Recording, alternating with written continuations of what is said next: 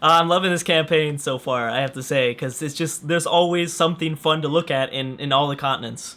Now, I know a lot of people are talking about this in the comment section for a future series with 61 civs, and that is a team-based series, because I have been experimenting with that so far with my AI-only battles, and I'm definitely considering it. Oh, what was that? That is very interesting. Okay, so the Catherine also took over. Okay, first of all, Catherine took over another city. Oh no, no, Huns took this city back from Catherine. I see you. The Iroquois declared war on. That is, I believe, Colombia. I'm starting. Oh, Argentina. Okay, the Iroquois. I'm sorry, I mixed that up. I'm just like going crazy right now. Argentina declared war on the Iroquois. I have no idea why. Texas declared war on the Iroquois. So Songhai managed to steal, to take away. This is shocking. Actually, that's probably the biggest. This is one of the biggest surprises that we've seen so far. They launched the sneak attack, destroy the Vandals after the Vandals destroyed their own military going after Carthage. But the thing is, Mali's going to have success taking Songhai's capital. He did that and he survived. He's going to survive because he took that capital at the last second. He was about to lose everything. That's pretty big. Okay, so Russia took that city back from the Huns. I am interested to see what happens between Texas and the Iroquois. Texas is doing okay with 3 cities. We've got 4 cities with the Shoshone. Man, the Shoshone and the way they have like all of those tiles in their possession right when they settle a city is just so. That's such a huge thing. That's why a long time ago I did like a top 9 favorite civs of Brave New Worlds, not of the entire game, just of the Brave New World expansion, and I put the Shoshone at number 1. They've got so many early game abilities that really help them. Really are beneficiary. They benefit a lot in the very early parts of the game. So yeah. Anyways, yeah, I do want to do teams. I'm definitely considering it. I know a lot of people are talking about it. We will probably touch upon that. We'll talk about that. I just need to see the results of a solo battle, and then we'll think about some sort of teams. Obviously, that would be regionally based from what we've learned. Regionally based teams, I think, work a lot better than teams that are on the opposite side of the world. But, who knows? Who knows? Because the only thing we haven't experimented that much. Okay, so everyone's declaring war on the Ottomans, so clearly they lost a lot of units to Assyria. And bam, just like we thought, the Songhai, Askia lost his capital. And we'll see if Songhai survives with this new Vandal city.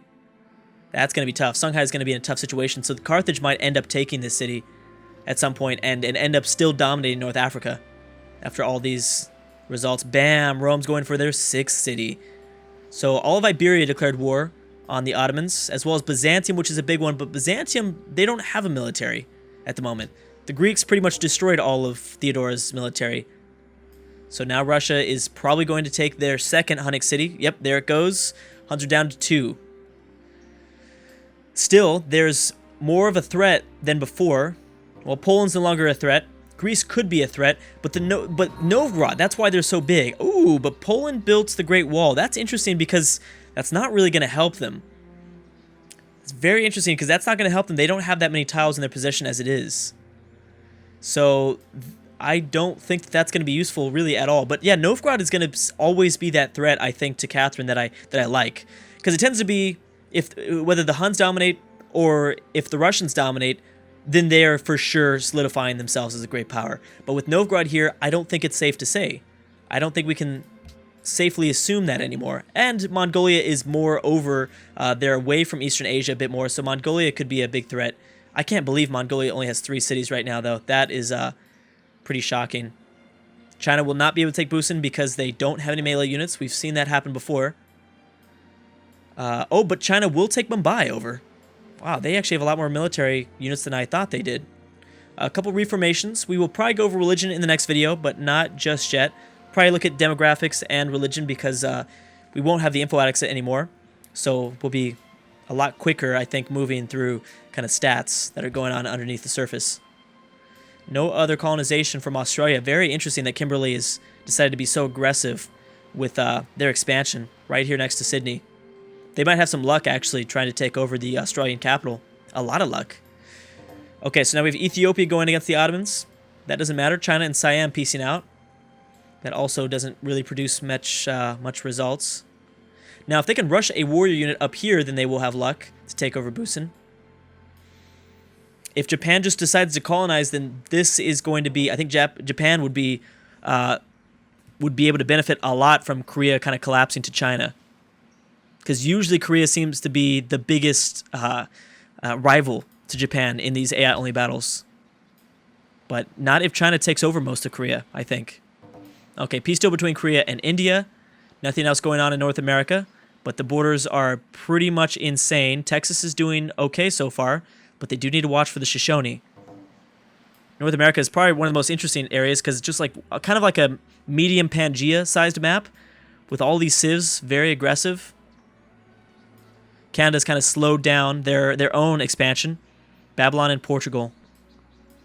Is Portugal losing a lot of... Portugal launched that naval attack against Carthage. Maybe they lost a lot of units. Morocco is also about to take something over. So the Ashanti are looking much, much better. The Ashanti are looking pretty good. Did Mali ever settle here? No, they didn't. Ethiopia. Where did Mali go? There's a Mali... There it is, right there. Ethiopia moving down towards the south. And Ethiopia is probably going to take over all of Egypt. Morocco and Portugal. Why did you declare that war, Morocco? You're lucky you declared that when Maria didn't have all of her naval units. And that is what I figured. Gandhi's going to be eliminated here. Wow. They have a big military, right? Why they have been just focusing on their military apparently. So easily Gandhi will lose his capital. He still has a few cities, I think. I think he still has 2, right? Maybe just 1. No, yeah, they settled all the way up here, so he'll survive. I don't think we're going to see as many civs get eliminated in this campaign because the map is just so massive. Yeah, I seriously doubt that we'll see as many civs eliminated. What's going on with Latin America? Obviously, I think it's safe to say that the Inca have kind of pulled out ahead.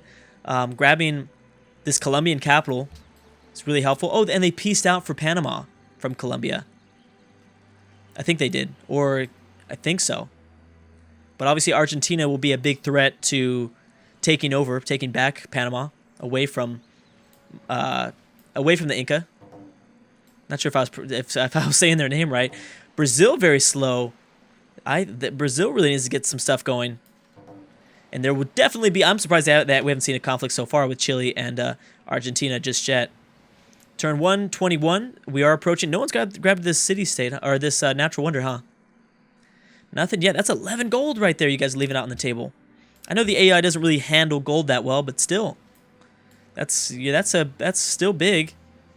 Fresno. Anyone else settling in the snow? Obviously, the Chinook are still going.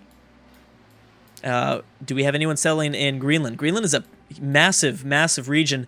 They will have a lot of resources there. I believe oil, coal, things like that. Great Britain still has not done anything with their own. Hey, Portugal's actually having some luck here. But this is their final. These are the only 2 boats that they have. Even though Morocco has this big old army, that's not good. Spain looking like they're going to settle in North Africa, which is probably good because, to be honest, Ethiopia is going to take over all of Egypt. That's only a matter of time. That will happen very soon, which means that, yeah, the Europeans, I think, will have luck going after at least eastern North Africa, kind of towards the Suez. I think Greece could also colonize a lot of this area too. Obviously, Songhai will fall eventually. That's only a matter of time, but I don't know who it's going to be to. If it's Carthage, then it's Carthage, but it could be Rome. Rome has 6... Is it 6 cities now? No, they have 5 cities. 1, 2, 3, 4, 5... Wait, am I counting wrong? They have 6, yeah. I don't know why. What? Why did I count that wrong? Yeah, but anyways, they do have 6 cities. In Europe, where nobody else has 6 cities, yeah, that's huge. If Augustus just holds on to this stuff, which actually is going to take over Vienna. I didn't even realize that he was at war with Vienna. He just has to get this melee unit in there. Because, oh man, yep. So Rome is clearly going to be the power that arises out of Europe. I think it's safe to say that is going to happen. Ooh, okay, so Russia and Sweden, Denmark and Sweden. I wonder if Norway will get involved here and go after Sigtuna. The Netherlands are going to settle north of Oslo. It looks like that. And bam, Gandhi, like we thought, has lost his capital. So they're going to have a lot of power here by themselves in the subcontinent of India. They can move out to the south. They do need to watch out for Persia, though. But everyone in the east is too divided, I think, to really be that much of a threat to the subcontinent of India. For the most part, bunch of religions are enhanced. I think I don't know if I want to go over beliefs, but you know what, we're probably going to, when we go over the religion, I'll probably leave the beliefs. I probably won't look at the beliefs too much. Dang, Ethiopia's got a military. I won't look at the beliefs too much because I'm going to just kind of look at who has the most cities that they've converted so far and things like that. And as we go further into the campaign, then we'll look at the beliefs and see, you know, who has the best founding beliefs and who, you know, that way we're not looking at cities that aren't really converting that many cities to their religion. Holy, you know, civs, I guess, that aren't converting too many cities to their religion, which would be a waste. Rome, come on, dude, you got to get in there. You got to get in there, dude. You have a war unit. Do you have anyone else coming? You also need to be careful because if you start to lose too many units, then Iberia will launch an attack. I think, you know what? It's very safe to say that Napoleon could quickly grab these 2 cities. France could easily grab these 2 cities back. Or maybe not back. I mean, they never had that in the first place, but grab more of southern France. Congo and the Ethiopians. Interesting. And the Congo have a huge military so far. I think Ethiopia has been way too concerned with declaring war on Arabia. Harun al-Rashid is not that big of a threat to him. And the Congo are going to dominate. Gondar, Harar, these 2 cities I think would fall if they don't bring in reinforcements really quickly. They do have an infrastructure somewhat in place. Not to Gondar, though. The Huns and Russia have peaced out. Austria and Greece have peaced out. Austria and Germany, I'm sorry. Conflicts going on, a siege beginning. Did you take anything in a peace deal? You did. It looks like you did. So Attila is left with just Attila's court. Russia is looking very, very good. And that was quick. That was very, very quick. They took that like instantly. Oh my gosh. That was like 2 turns. Bam. Maybe even 1 turn. But they're going to have a lot. They're not going to have very much luck, I think. Is this the...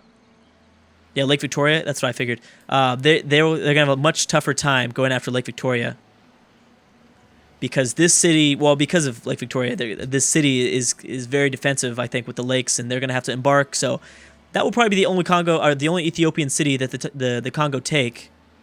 I think it might be safe to say that. How are the Ottomans doing? Ottomans are okay. The Assyrians might launch another attack though. Babylon is not, I don't think, strong enough to take over Assyria. The Huns better keep settling, or else they're going to get taken right now. And Mongolia is still not next to anybody, so they're really not playing a big role at all in terms of their military power. China didn't take over Busan. They didn't even take over Mumbai. So Eastern Asia is still going to be a pretty big mess. Okay, now the Congo declared war on Egypt. Arabia declared war on Egypt. Without a big navy from either one of these civs, to dominate the Red Sea, I don't think we'll see many results here. Even if Harun al-Rashid does take the city away from Ramses, Ramses is going to take it back. I mean, it's pretty obvious. He's going to take it back right away almost with all these warrior units, things like that. Oh, England declaring war on the Netherlands. That is an interesting choice. But does England have... Oh, they have a big navy. And so they're going to lose, obviously, a lot of ships. Luckily for England, they're pretty safe because of the English Channel that defends them from France. And I think France is more concerned with Rome than going to war with Queen Victoria. So Germany looks like they're going to survive the onslaught. And Rome will not be that power just yet unless they get this scout over here. I don't think I've seen an AI attack a city with a scout, though. They tend to not do that. So the Europeans still have time before I think Augustus eventually takes over in southern Europe. Obviously, Queen Victoria grabbing Amsterdam would be a huge win for her in the northwest corner. So obviously she's going to lose ships, but she's just going to reinforce them. She's got a pikeman here to come. It's still going to be tough either way. And Texas grabbed their first city away from Hiawatha. So Texas is looking better in the south, better than before. But they need to be careful of the Shoshone. It looks like the Shoshone... I don't know if did they already declare war? They did. That's not good. Russia Novgorod is big. So that was another war that just popped up. Assyria, Persia, and Babylon and Persia. We'll need to keep an eye on the Middle East. Maybe Babylon and Persia, but I don't know if we'll still see anything come from there. Another European that could start to do really well is Sweden. Sweden's going to take this city away from Denmark. If they can somehow get through these Norwegian units, then yeah, they could dominate Scandinavia. And Scandinavia actually holds a lot of power here, more than ever before, because usually these maps don't make Scandinavia that crucial. Poland now also declaring war on Russia. Could we see Russia lose their power? I would be absolutely shocked if they started losing cities. I would be shocked. But Novgorod and Poland are going to be big threats, and Poland doesn't have to worry about Austria attacking them or Germany attacking them from the west because Austria is dealing with their own issues. Maybe the Huns will join in very soon after that treaty's up. There's 10 turns of a peace treaty. So that is likely. Let's check in on Babylon. There it is. And they got Greece to come in. I think I need to retract my statement. I don't think Rome is guaranteed to be the power that arises in Europe, because France will probably take this city, and Greece will definitely take this city because they can't reinforce. Austria for sure will not lose their capital anymore. The Champa and Indonesia. Oh my gosh, these wars are too crazy. These wars are way too crazy. They've got a pikeman here. Yep, I think it's safe to say Amsterdam is gonna fall. Hopefully England has enough time though to rebuild their military, because they have a foothold in Europe now. They need to be careful. The Congo and Ethiopia have peaced out. That's what I figured. So they just ended up taking one city. No peace treaty. Is there anything else that's big? Maybe the Indonesian Champa War. No, they're too far away from each other, so I don't think so. And I'm sure the Shoshone are going to dominate Texas. Maybe not. The siege hasn't begun. But the fall of Rome, I think, is the biggest news so far. The fall of Rome could end up maybe being the biggest results over the next video or so. Japan going after Korea, but does Japan have a navy? No. So once again, Korea will be safe, I think. I think Korea will be, for the most part, safe. Actually, you know, Russia and Rome. So mainly in Europe, these are the two, I think, big results here. Russia has no reinforcements at all for this former Polish city, so I think it's safe to say that they'll take this back.